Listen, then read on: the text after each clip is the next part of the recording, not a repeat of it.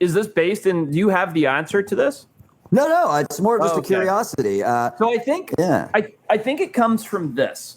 North America is the only, and it's different with Yeti or the Siberian thing, but North America is the only New World continent without apes. Okay, that might be wrong. Without primates. Sorry, there's no great apes in South America. Or no, South America's Old World. I don't know. We have to figure that out. But North America is the only continent of its size, New World, that doesn't have primates. And my understanding, and you can fact check this, and I'm sure the Brosners will, and I'm mixing something up, but that's fine.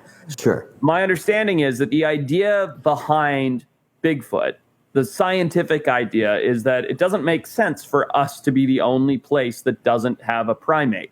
In fact, not only do we have a primate, but we have a great ape. And as these animals go further up the food chain, just like any other animal, you get to the top, they become increasingly intelligent and increasingly rare, right? So rats, there's a billion of them. Tigers, there's a couple of them, right? As you move up the food chain, animals become more intelligent and more scarce because it takes more biological energy to fuel the brain and to be a predator than it does to be a fleet grazer, so on and so forth.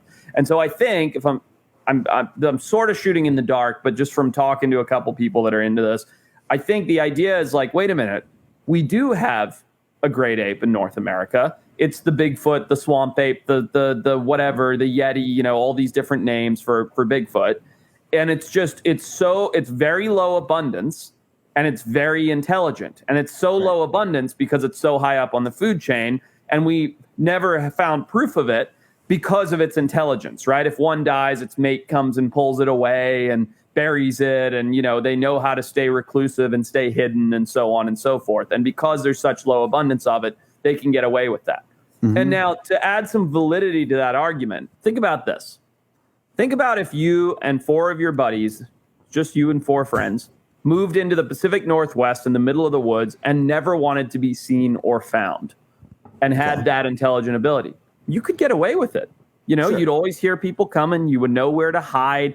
This is assuming you were well adapted and suited to that environment, right? Sure. You'd hear people coming a million miles away because you're used to the sights and smells and sounds of your patch of woods. You'd know where to hide. You know how to cover up your tracks. If you made a fire, and I don't think people think Bigfoot's made fires, but if you made a fire, you know how to cover it up. Like, you have the intelligence in a tiny population when it's you and 4 of your friends to never be seen. And I think that's the idea, is like the certain level of intelligence and the certain low population allows for them to have never been discovered. And the fact that, biologically speaking, we don't have any primates in North America is not a coincidence and not accurate. That we do have one. It's bigger than the gorilla. It's smarter than the gorilla. It's higher up on the food chain. And so it eludes us.